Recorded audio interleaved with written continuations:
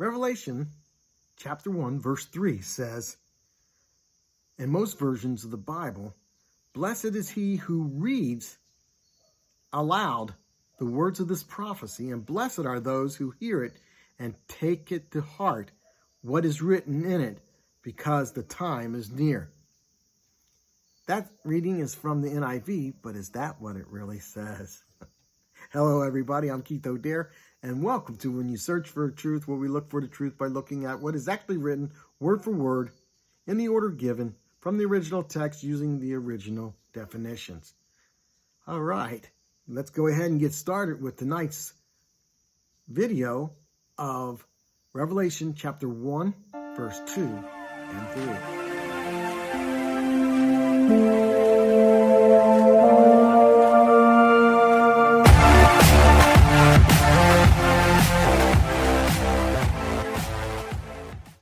Okay, as I promised last night, I started reading the NIV at the beginning of this video. I will do that every night, try to change it up, go from different words, and of course we end up in a word-for-word reading of the original Greek. So it says, who testifies, in verse 2, who testifies to everything he saw, that is, the word of God and the testimony of Jesus Christ. All right, that's pretty darn close. That's pretty darn close. It says, who, which is the end of the verse 1 says that was John, who bears witness to the word of God and testimony of Jesus Christ. Okay.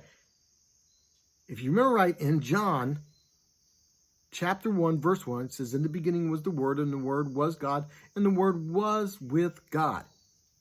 All right? We see here his continuing theme of the Word of God and Jesus Christ being one and the same. So that's what he's saying. And not only he's saying, bearing witness to that, he bare witness to everything he saw during the ministry of Jesus. But he also says all that was seen with the eyes.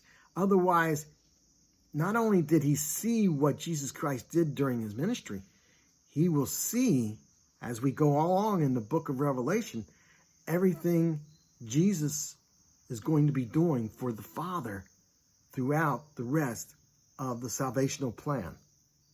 So, again, he saw it. He's going to dictate it, write it down in words, and that's what we have, the book of Revelation. Now, in verse 3, I started off the video, it says, blessed is the one who reads. Guess what? It doesn't say that. It says, blessed who accurately knows and who hears the words of this prophecy and keeps that written in himself, for the measure of time is near. Okay, look at the difference here. It says, blessed is he who reads it out loud. It doesn't say that. It doesn't say that.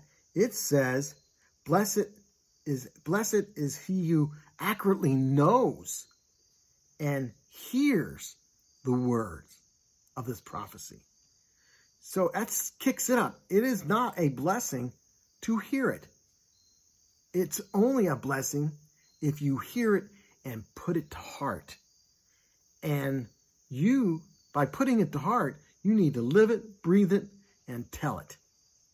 And that's what it is. That's where the blessing comes in. So if you hear someone teach that blessed is he who hears, no. Blessed is he who reads, no. It doesn't say that. It says blessed is he who takes it to heart, lives it and breathes it, meaning to tell everybody about it. Then, of course, those who will listen. All right. And it says, for the measure of time is near. Otherwise, the measure of this time, of the span of this prophecy, is about to begin. And then we see that as we go on in the book of Revelation. All right. That's the end of the night's video. I hope and pray that you're liking it. If you like it, hit like below. If you want to be notified and you're the first time you've seen this video of ours, hit subscribe so you can be notified of the next video, which is most likely, Lord willing, be tomorrow. All right. As always, we love you. We'll see you at the Southern Gate if I don't see you next time on When You Search for the Truth.